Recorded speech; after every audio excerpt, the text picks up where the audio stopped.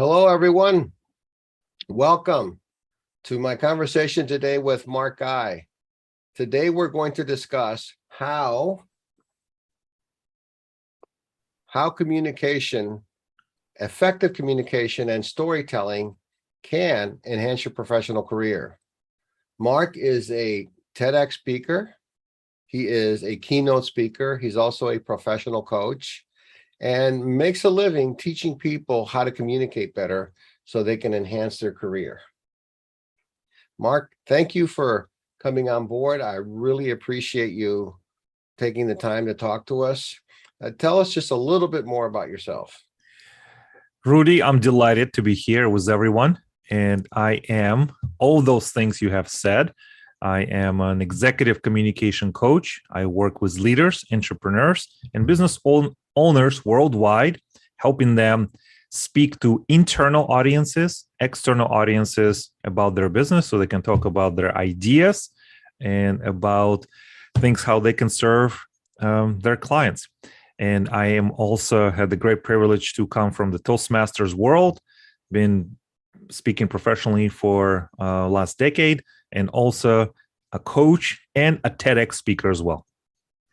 And what do you find? I mean, I've also speak quite a bit. I do a lot of legal speaking. I do a lot of,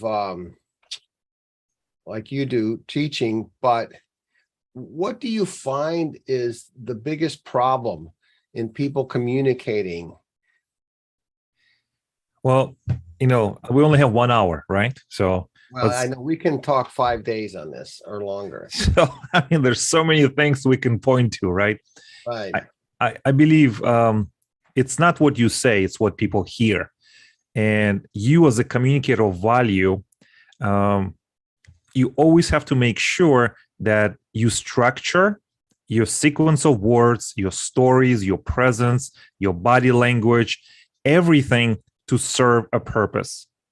Does it serve a purpose? Does it improve the condition of your audience? Does it solve a problem? Does it explain? Does it move them to a different plane of understanding?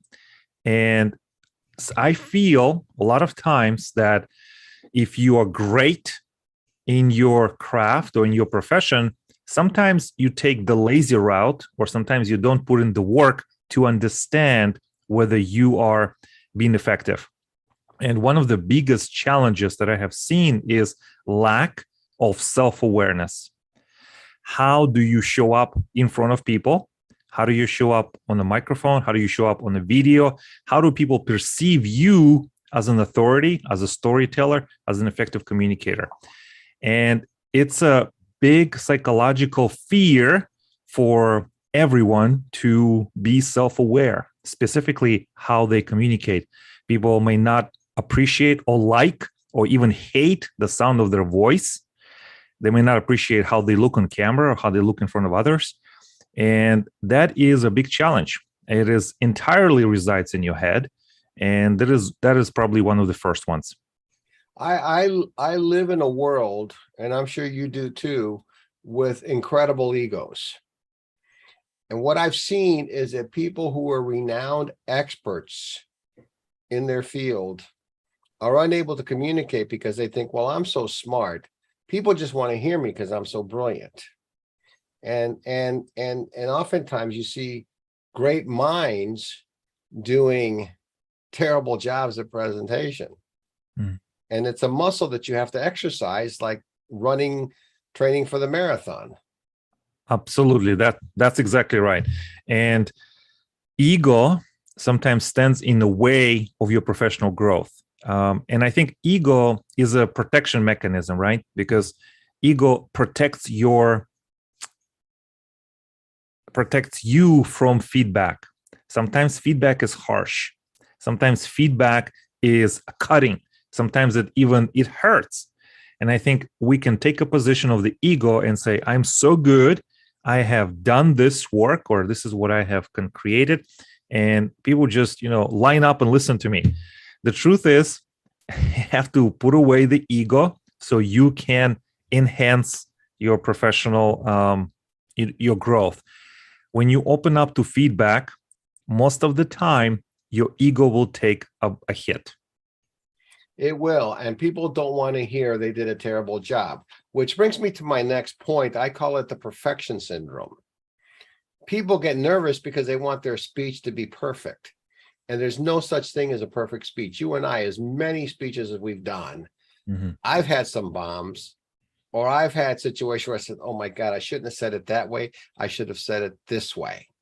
And so they spend way too much time over preparing in a sense, and are worried more about, well, this presentation has to be perfect. And no presentation is perfect.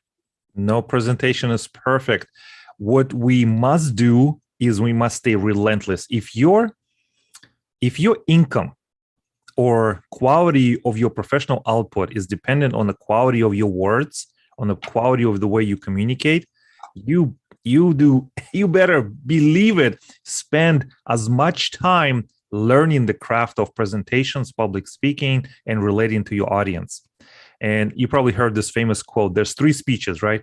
The one you were preparing for, the one you thought you gave, and the one you actually gave, right? I think Mark Twain may have said it before, one of the other American authors. And one of my mentors have said, Mark, don't be perfect, be present. Be present, because being present for your audience will trump everything else in the way you communicate. Furthermore, our audience loves for the speaker to succeed.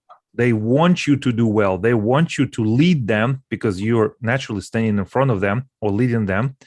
And they're so disappointed when you fail yourself or sabotage yourself. And that includes perfectionism. And even if you take a stumble, you take too long, or you acknowledge your nervousness or your awkwardness, you immediately create even deeper rapport with your audience. So if one of my clients comes up to me and says, Mark, I just want to be perfect. And I say, okay, what does it mean? Well, I got to have all my slides perfect. I have to have my script ready. but what about, what if something will happen? So I said, just internalize your message, don't memorize it, and be present. Your audience will forgive almost anything. They'll forgive almost anything, your accent, your stumbles, your awkwardness, but they will not forgive if you are not there for them. They have to like you at the beginning. Absolutely. You have to find a way to inspire the listener. We have a comment from Crystal. Perfect to me is inspiring the listener. That's a perfect speech from Crystal Lusado. Because really the speech is about them, not about you. It's not about how great you are. It's about what are they going to benefit from what you have to say. And so I think that's, that's part of it. I think though that for example, I'm bilingual just like you are. Okay. But I speak fluent Spanish, but I speak much better English. So what I find that when I am giving talks in Spanish, there's certain words that I forget or I don't remember them. And I say, how do you say this to the audience? They actually come on board with me because they want you to succeed. And they'll say, oh, how do you say standing ovation? Ponerse de pie. And then, oh yeah. And so you've engaged them. And so some people think, like having an accent or not having English or language as their first language, well, that's an impediment. But I think that could also be used, in your favor. Absolutely. It's very endearing. It is quite endearing. One of the things that I have heard and learned in a Toastmasters world, and I hope it's okay for me to talk about Toastmasters tonight. Yes, absolutely. Everyone, because it has been a big change in my life, and it's a very supportive environment, and it's just high caliber of people worldwide. And in that support, this is how you grow. And in the Toastmasters, everyone is welcome, right? From all different countries, from all different nationalities, from all different points of view. And when you start, you may be a little unsure of yourself, a little bit unsure, how will I show up, how people will receive me. And in one of my mentors in Toastmasters said, when you have an accent, or when you speak more than 1 or 2 languages, you have to learn to slow down to make sure that your message is actually well received. And a lot of speakers, when they're starting out in front of the audience, you can feel they are speaking so fast, and they're speaking, and they're almost running out of air, and they're breathing out. And I say that when we slow down on the key points, or turn the volume down on speed, turn the dial down on speed, your audience will tune in even more. They will lean in forward. Why is he or she slowing down? This must be important. How come the speaker has so much confidence and charisma to slow down? What is it about them? And it actually draws in the audience even more. Oh, I agree 100%. And so people who, we have a number of friends who are from India. They speak, English is their second language, their accents, and oh my God, they're incredible storytellers. Yeah. In the various clubs. You can put in a shameless plug for Toastmasters, because I honestly think Toastmasters is probably the most inexpensive way in the world to develop speaking skills. And we can go into it later in the talk about, how it's helpful, but it's something that's, I've seen many people transform because of it, and it's inexpensive. Yeah. Now, how is it helpful? Getting to the topic of the day is, how does that help you with your career? Yes, you're going to give a great speech. Yeah, my God, you're so eloquent, you're fluid, but how does that help you at work? Tell me why. Tell our people why. And we're talking about communication, right? But not Toastmasters specifically. Yeah, we're talking about communication. Yes. Yeah.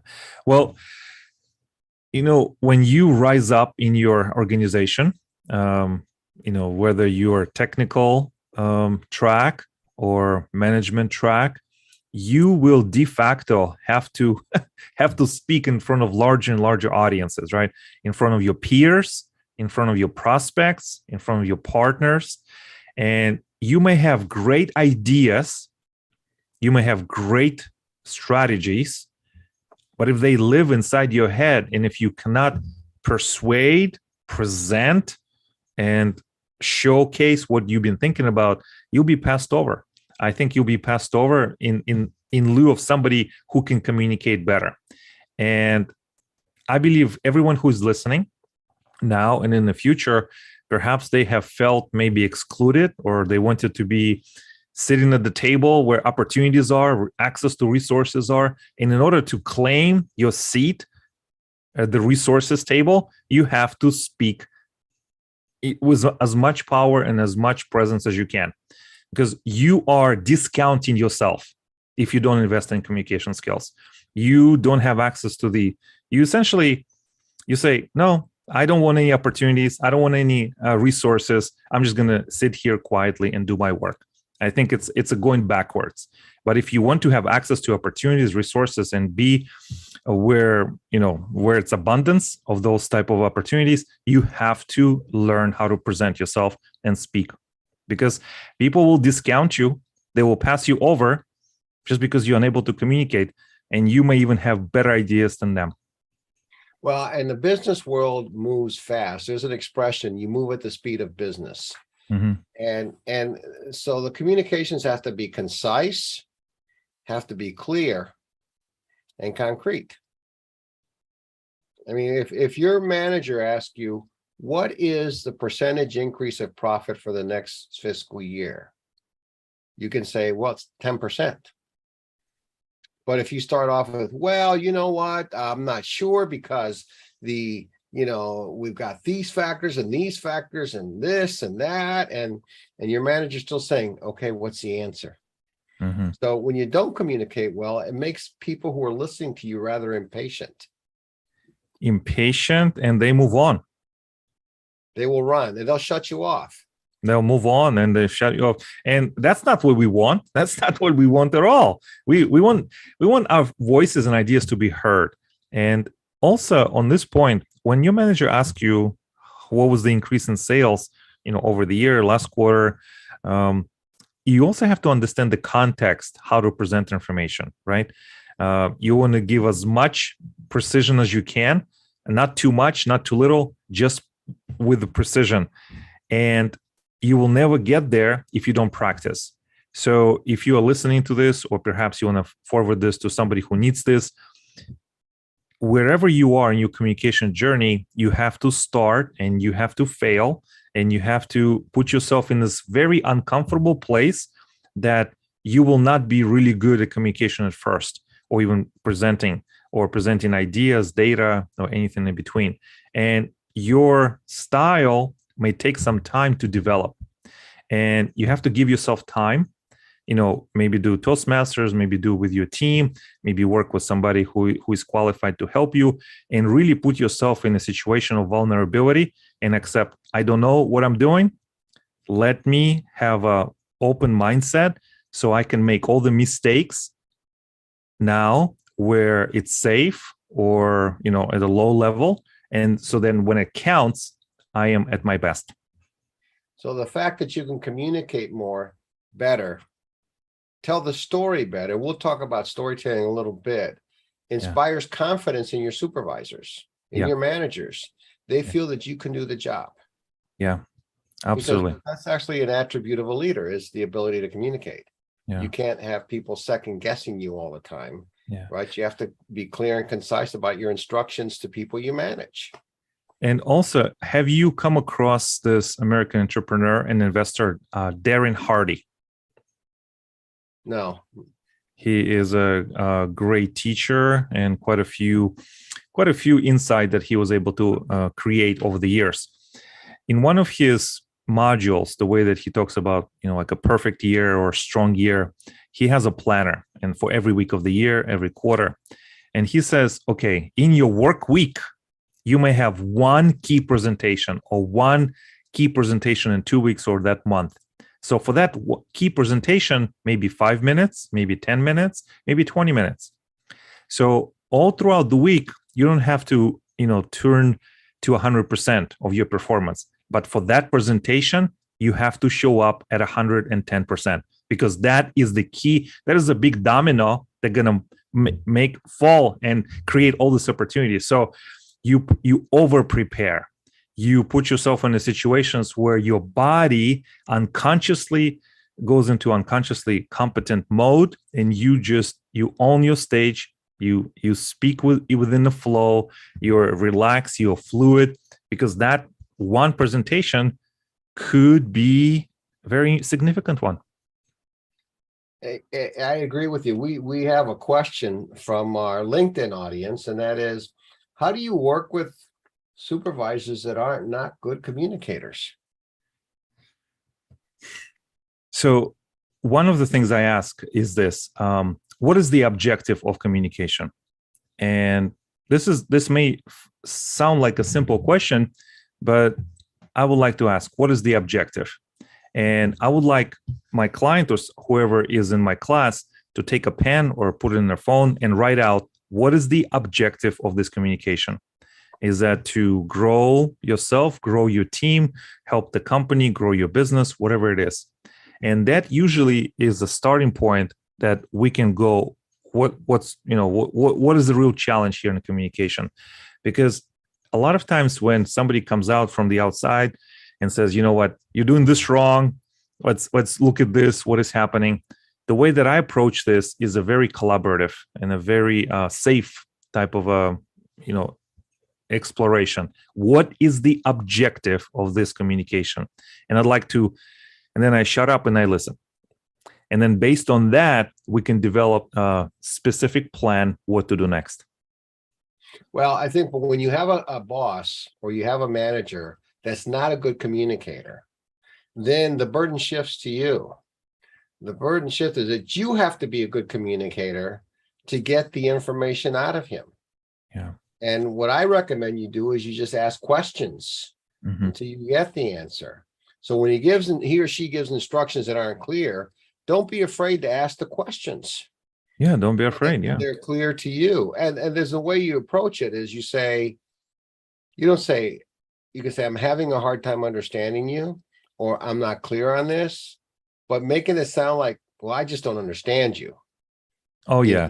It's insulting. It's even going to shut them off more. So you draw him in. The person who asked that question, you draw them in with questions. If they're not communicating, you always try to clarify, but in a rather non-condescending and a polite way, so that you're showing you're collaborative, Absolutely. And this comes in as a communicator, we cannot be irritated, angry, unless this is our style and we work for ourselves and this is how we come off as a comedian or maybe entrepreneur. We have to have resilience, patience, compassion for other people in the conversation circle for us to actually create something. One of the things that I ask is, okay, so we are sitting at this table and I call this the table of truth, or some people call it the table of meaning, or other people call it the pool of meaning. And we add value, we add meaning into the pool of, into the pool. And that we're trying to figure out. The next question I ask is, what do I want out of this interaction? Do I want to build something or do I want to destroy this? And if I want to build something, what kind of questions do I need to ask? And if there's a challenges, I say, help me understand this. I want to make sure this is clear.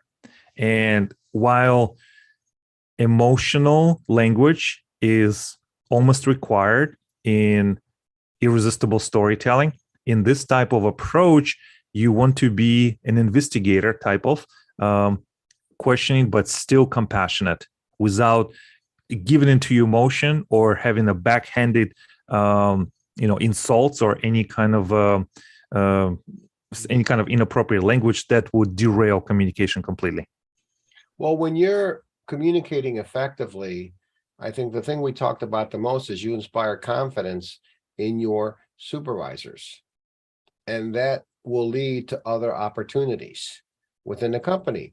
We've had some great recessions. We've had 2008 when the economy tanked and good people were getting let go.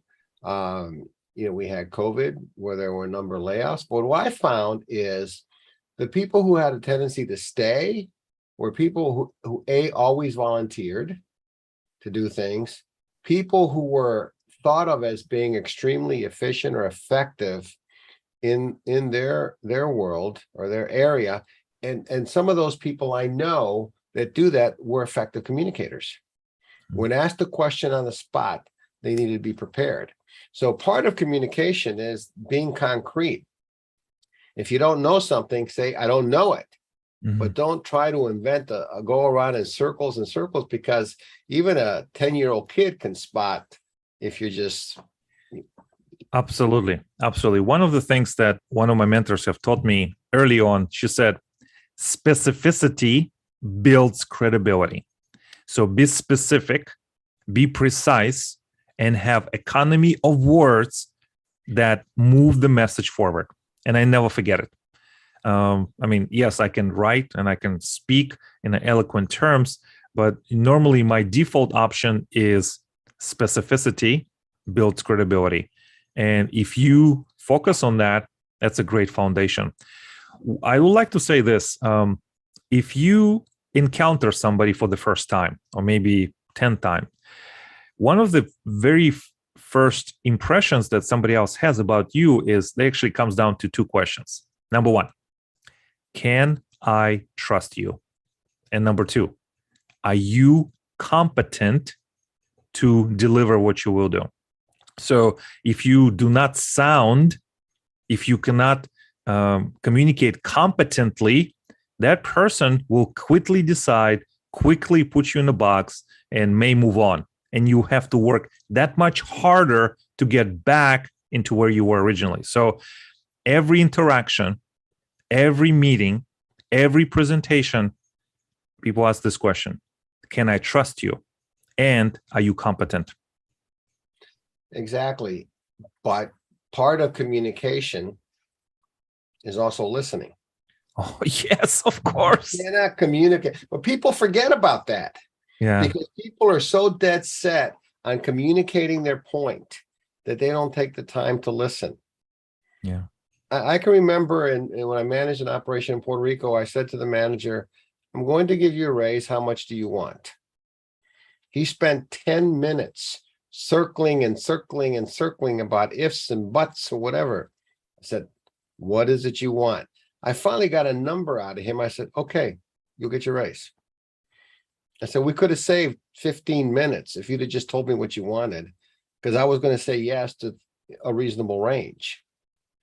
So people, they don't listen. My real question is, how much money do you want? And in his mind, the question is, how can I justify me getting a raise? Well, I was already inclined to give it to him, but he wasn't listening. And that to me, that's the biggest key. And I think most people actually do not listen. So the mistake I see in the workplace is somebody's talking to you. You're already anticipating your response while they're still talking. This is a real problem in communication, right? This is a real problem. And I'm not trying to be too simplistic, but God gave you 2 ears and 1 mouth. Use it in that proportion. I've heard that before. Yeah. It's still true. It's still true. 100 years from now, it'll still be the same. It'll be true 1,000 years from now with aliens. We'll be telling the aliens that come and inhabit the planet that, they'll be saying, listen, okay, listen. We have a post that says, the higher the risk, the greater the reward. As we make our goals SMART, and that SMART stands for specific, measurable, attainable, and realistic. And included in that is communication to achieve those SMART goals.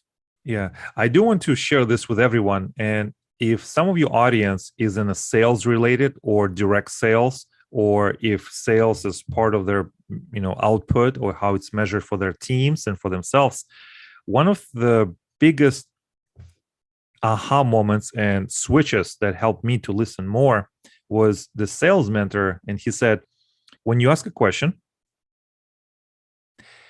before you respond, count to 8 to yourself. So 1, 2, 3, 4, 5, 6, 7, 8, and maybe even longer. And while it may seem like a silly exercise, it will do something in your brain. It will create this rapport building machine within you, so you will not interrupt what the other person was saying, so you can keep on talking, but it will train you to be a better listener. If you're familiar with the work of Dr. Gary Chapman, he is a famous American author, pastor. He said that there was one study done by a company out of Chicago. They said that in the United States, on average, people listen for 17 seconds in a conversation.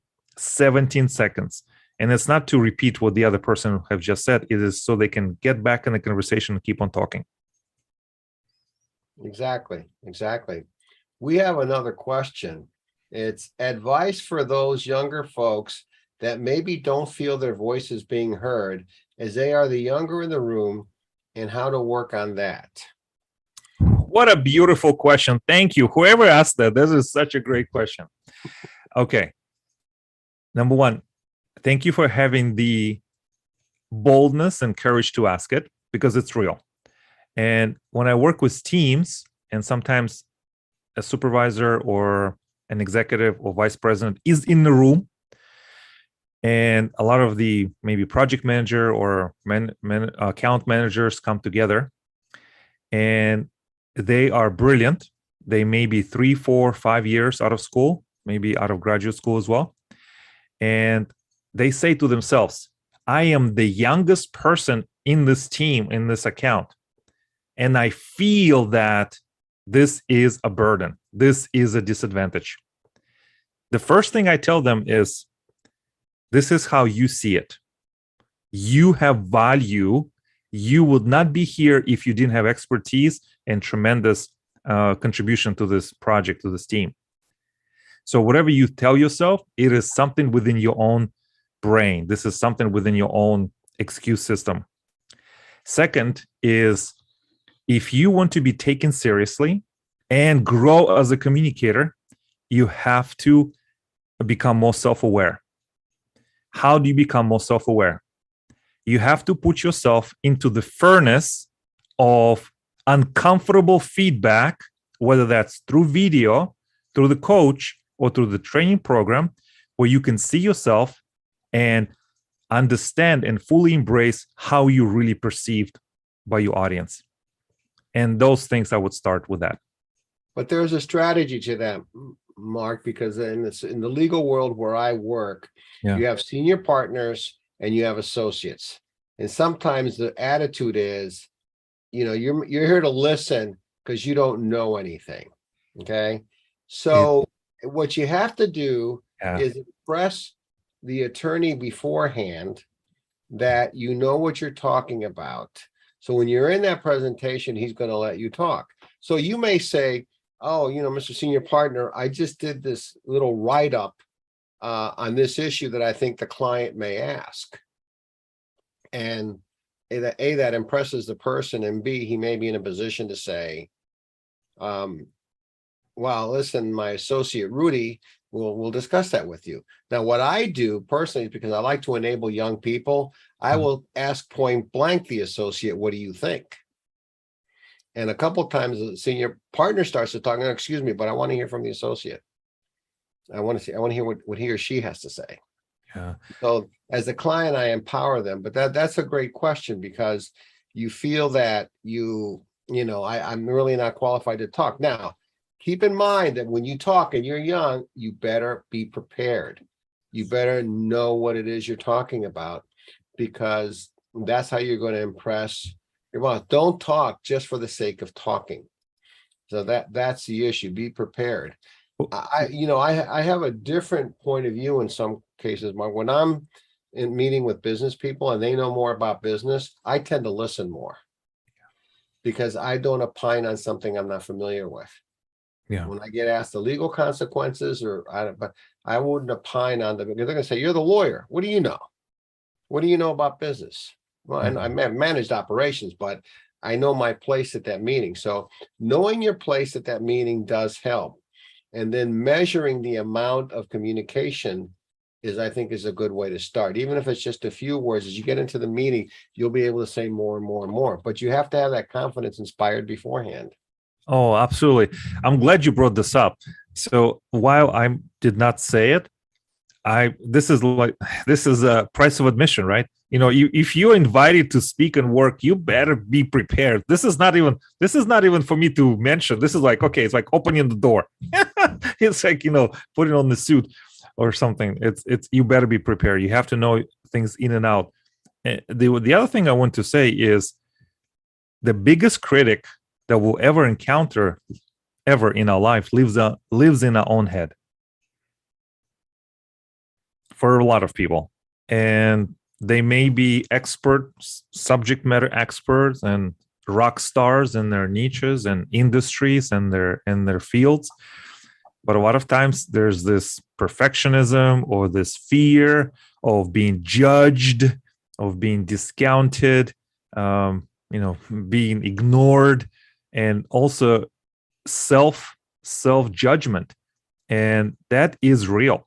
That is real a lot of times in public speaking and in just communicating with partners or superiors, because communication with them may determine the outcome of your professional life for the next 3 to 5, 10 years. It will, it definitely. And you can get a reputation as being not so smart or a rising star. Well, I come to you, Mark, and I say in the second half, I want to talk about, I come to you, I'm a customer. And I say, what do I do? Tell me some of the practice things I can do to become a better communicator. Mm-hmm. Okay. So one of the things that you have mentioned before, right? Great leaders are great listeners. And we have to find this balance between speaking and listening, right? And before, let's say we have a big presentation coming up, and this is a big one, right? If you're able to connect on this one, you become revenue positive for the next 12 months. You get security in your job and your team and grow a big part of your company. And this presentation is essentially, maybe it's a sales pitch, or maybe it's a pitch for funding or for investors, or maybe creating new business. And I would ask you to write out the best possible outcome for this presentation, and also the objective. Like, what is your objective? And when you identify that objective for yourself, that's where we start. Second, I would say, let's stand up and let's practice a portion of this presentation right now. And it puts a person kind of, out of their normal routine, wakes them up a little bit. And as you probably realize, there's this notion, what is the message, Rudy? What is the message? Exactly. What is the message? And then we start going from there. And also, when somebody starts with their presentation, talk, or pitch, it is a hot mess. A lot of times, right? It's a hot mess. It may be all over the place. There's no structure. There's no confidence, even poor transitions. There's no economy of words. There's this story loosely connected to this story and to this fact. It just, for the sake of it, let's just add this. It takes discipline to create a scripted talk that feels like naturally delivered presentation. It takes discipline to cut, edit, rehearse, and to create something of powerful presentation. So my message is, we have to script the outline, script the talk, depending on the style of the communication for my client, and then go from there. They may be an extra impromptu speaker, and this is their strength, but I believe a lot of great talks somehow or some way have been created with the outline or a script of some kind. That will help your brain work on it when you're not rehearsing and preparing. And then you can improvise once you have the script down and once you have the formula. Well, those training for TED Talks, they talk about the two types of speakers. Ones that write everything out verbatim, word for word.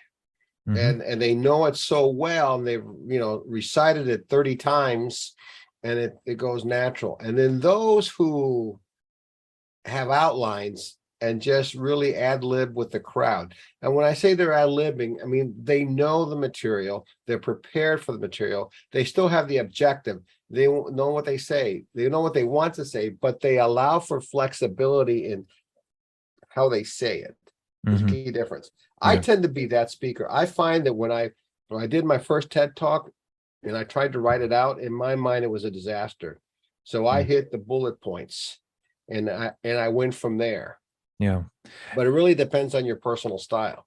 It does. And you're familiar with Martin Luther King Jr., right? And his famous speech, of course. I had a dream. Mahalia Jackson, when she was talking to Martin Luther King, said, "Martin, tell him about the dream. Tell him about your dream." Yeah. And that became the pivotal message of his speeches. I have a dream. Yeah. And if you come across the history and the background and scholarship and research, how this speech and how this moment came to be, he was, preparing for this address late into the night. But what we don't realize, some versions of that speech has been given throughout the whole year that he was traveling the country. Yes. In one way, shape, or form. So when it all came together, he didn't have to reach and look and grasp for words. He gave this portion of the speech here, this portion in this here, in this way, in this venue, this audience. So when it came for that special moment, his brain was able to collect, look at the outline based on pieces that already have been in his memory for the previous year, maybe even before. And if you want to have a masterpiece, you have to master the pieces, right? Work on this story, work on this transition. And that's what I've seen. Also, you probably know what was the presidential campaign at this turn of the century in 1900? Was it Ted? I don't know, Roosevelt? I don't know. One. Do you remember which president that was? Teddy Roosevelt, probably. It might have been 1900. And he traveled the country and he gave a speech every day. Right. Every day on the campaign train. So if you want to be a communicator of value, you cannot wish it, you cannot dream it, you cannot just snap your fingers and, oh, here I am. Here it is. Please welcome me as a communicator. You have to speak in such a way that people want to listen. And that takes discipline, whether that's impromptu, scripted, anything in between. It's a science, it's an art, it's a performance art. And you have to be in the trenches doing it, not perfect, but you have to do it. So when the time comes, everything in your body just aligns so you can make this congruent message. Would you recommend that somebody stand in front of the mirror and give the speech and they can watch themselves deliver it? Or do you suggest recording yourself and then evaluating the recording afterwards? If you are truly a committed, aspiring speaker that you want to touch and move people to action in different plane and improve their condition, I have heard advice that is kind of contradictory. You can start in front of the mirror. However, some people get distracted. They get distracted of their own persona, of their own facial gestures. It may have been helpful before the advent of video camera. So now that we have video camera, we have this great equipment, and we can have people who can help us record ourselves, or even with our camera. Recording ourselves on the camera, I think, is a superior option to mirror. But I'm not saying mirror is bad. Video camera is on a magnitude of level higher. And because you can watch it, you can relax and you can watch yourself without audio sometimes and with full audio and really dig in to understand. Look for those micro expressions, look for pauses, look at your symphony of your delivery. What is happening? What is really happening? And if you want to go further, you can, with permission, videotape reaction and faces of your audience. So you go a little bit deeper even and understand how is your message resonating. And I know that, like I said, if you have this spark in you to become this great communicator, nothing will stop you. Nobody will stop you, because knowing your audience, knowing what to say, how to say it, you will be successful. But it does take practice. It does take discipline. You heard about Demosthenes of Athens, right? The famous story. Yeah, tell us. Well, he was a young boy, and his parents have died, left him to the guardian, and his guardians took his money, took his inheritance, and in order to get it back, he had to go to court in Athens, right? And he had a speech impediment. He was a weakling, supposedly. This is the story goes, and he had to memorize and create the argument. So when he became of age, he came in front of the sea and started speaking over the waves, so he can project and strengthen his voice and do powerful breathing. He went up and down the hills to make sure that he had good wind and continue. And those court cases for whatever that court system was in Athens, he had to speak for several hours, right, in front of the people. And he won. He got back his cash, right? He got back his inheritance. Then later on, he became a captain in the Greek Navy. So this is one of the Demosthenes, right? It's one of those great myths, and it's based on truth, historical account that no matter where you are, you can start. And all these greats that we know, all the great speakers, orators, communicators we know from history, now and in the past, they all paid the price. And in my view, paying the price, being self-aware, focusing on your strength, and figuring out the way that your message is being perceived. And not be afraid to bomb. Absolutely. Afraid to bomb. I mean, I'm sure, honestly, if we confess, each of us, I'm sure we say we've given some bad speeches. Oh my God, I can't believe it. Or my timing was off, or my head wasn't in it, those things. But, getting back to the workplace, Mark, one of the perceptions that people will have of you is that you're smart. And they're not going to say, Mark is a really great communicator. They say, God, that guy's really smart, because they're going to be impressed. It's, the communication is like, undergarments, okay, in the sense that they're there, they're there, they support you, but, okay, they're not going to think about you're a good communicator. They're going to think he was really smart. I like the information. That's what they're going to leave the meeting. Oh, he's very capable. Or yeah, I'm going to keep him in mind or her in mind for another promotion. Yeah, absolutely. Absolutely. And whether you are just starting out or you're in the mid-level or senior level, we can always learn something more. We never Exactly. stop learning. We never stop learning. We want, like I said, we want to make sure that when we are working with or speaking with a conversational partner, we make them feel insanely great, insanely smart.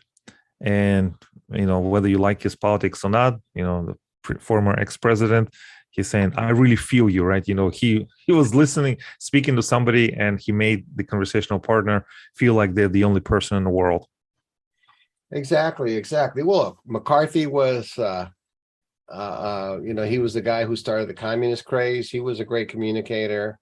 Some of the nastiest people in the world have been communicators, and some of the best people have been communicators. But I like to give people some takeaways, and then we can, ask for some more questions. So I think the first takeaway is to be clear, right? Mm-hmm.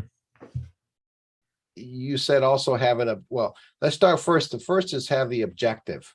What do you want to communicate? That's absolutely. This is the apex question. This is the top question, top line question. What is the objective of this conversation, of this presentation, of this pitch? Nothing goes further until we write it out or speak it. That. Yeah, you have to know your thought. What's the second takeaway? Second is know your audience. Okay. Know who you're talking to. Who you speaking to. What is your audience care about, whether that's one-on-one, one-to-group, or one-to-many. If you don't know your audience, or you don't care about your audience, or you don't appear that you care or understand them, no matter how good you are, it will not land. It will not resonate. You have to, and when I say know your audience, it also comes into building rapport. Continuously build rapport. You probably come up with this, right? It's matching and mirroring, right? If you speak in one-on-one, you don't imitate, but you lead, or you follow, or you become attuned to the body language and the pace of speech of your conversational partner. If it's one-to-one, matching and mirroring, and not to be like a monkey, like, oh, I'm just mirroring, matching, but to be thoughtful about it. It is, you allow your heart, your mind, your subconscious mind to be attuned to your conversational partner. Number one, it's respectful, it's courteous, it's professional, and you will have much deeper rapport. What's the next takeaway? So objective, know your audience, is to be prepared. To be prepared, know your message, know your information. Whether that's 3 bulletin points or 3 pages or 30 pages, know your information. Because as you know, the audience and who we're speaking with, they want to deal with who is an expert, subject matter expert, who is a professional, and who is competent. If you don't know your stuff, if you don't have anything to add or any value, if you don't have anything to teach us or to move us, what justifies your act of speaking? There's a comment. Well, let's go into the other. Let's go on number 4, because I've got 1 or 2 extras. Go ahead. Okay. Also about storytelling. If you can, always use stories. And stories, it's one of the biggest things in stories is about conflict. And when I'm saying conflict, I'm not saying like a conflict, like a conflict. I'm talking about internal conflict, or some kind of struggle, or some kind of roller coaster, or tension, or some kind of some kind of a conflict that we can describe. And it could be within yourself, between you and somebody else. A lot of people, they may not relate to your points. You may give them 5 points, and then point number 5, they already forgot the first 2. But when you create a story, it's a glue that will stay in the mind of the audience. A story well told will go to this unconscious brain and it will stay there. And telling the story involves also the use of metaphors. Yeah. I could say to you, Mark, movie theater popcorn has 35 grams of saturated fat. But I can say to you, well, Mark, and that means nothing. But I can say, Mark, movie theater popcorn has more saturated fat than a bacon and egg breakfast, a McDonald's meal with French fries and Coke, and a steak dinner. There it begins to register.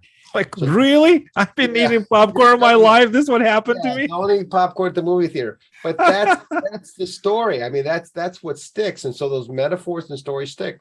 What's the next one? Story. Also, I like to always have a call to action, no matter what. What do you want us to do now that we have invested the time, our presence, our energy, and we gave you this attention? What do you want us to do? Do you want us to do nothing? Do you want us to start doing something? What? Tell us, and be direct, be as explicit as you can, and tell us the next steps, whatever the call to action is.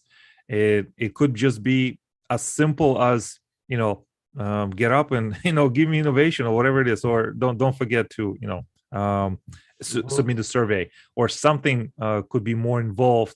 Give me some kind of information or review or some kind of proposal.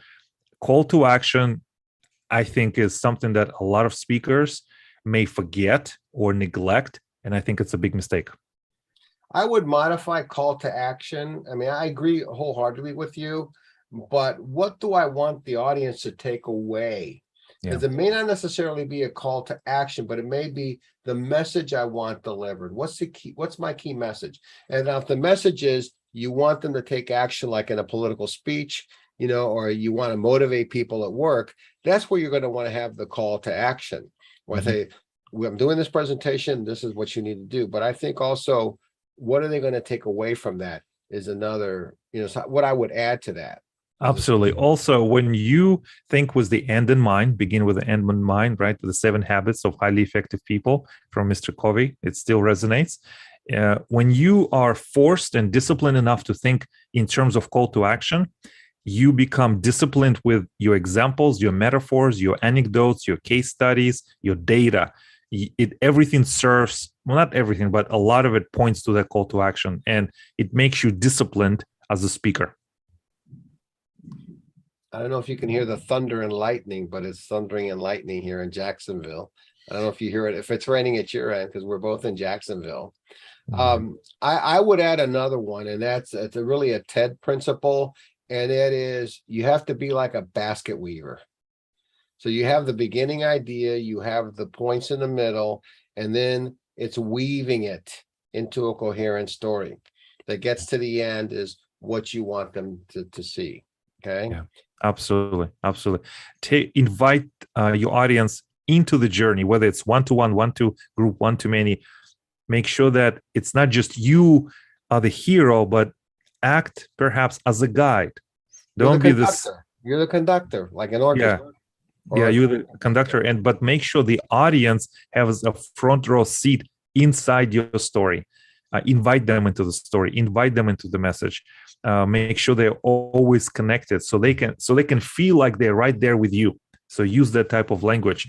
So it's not just you talking at or to, talk with your audience. Exactly, and people get offended when you're talking at them and you're talking above them. Nobody has time for that. No. Yeah. Well, Mark, we have a really good question, and that is, personally, I feel much better in an interview format like what the two of you are doing right now with great effectiveness. Is there any reason I should push myself to become better at delivering a monologue? What do I lose by opting for a Q&A format? Okay. Everything comes down to this, my question. What is the objective? What am I doing? What is the objective? There's some great communicators who can hold the monologue, and it's so compelling. And it's when I say monologue, I would like to go back to this 3 O principles I have developed in the last few years. Number 1, am I open to have a dialogue? Am I open to really have a conversation?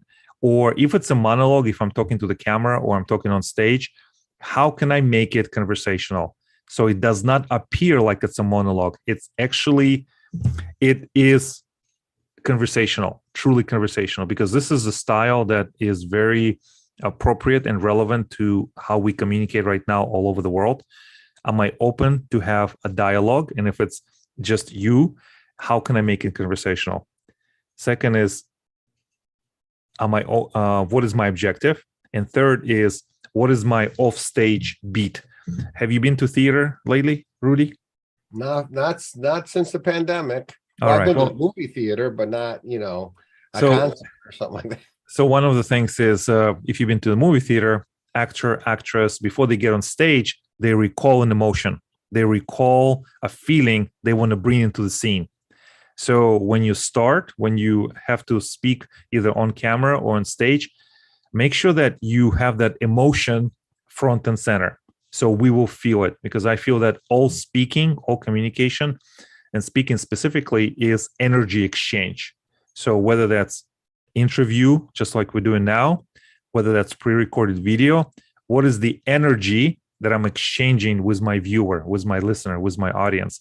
And that comes with having a dialogue, conversational. What is the objective?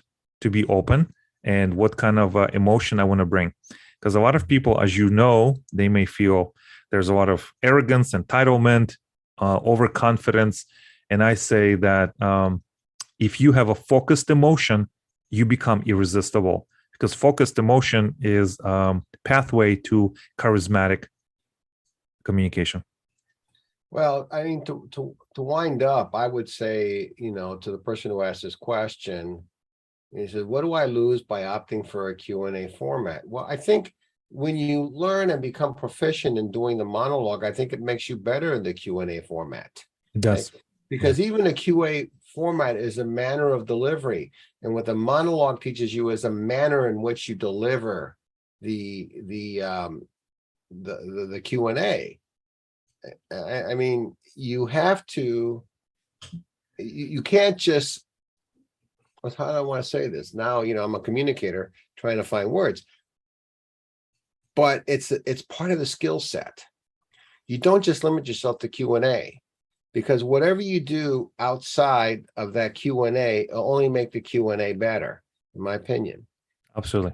You're absolutely right.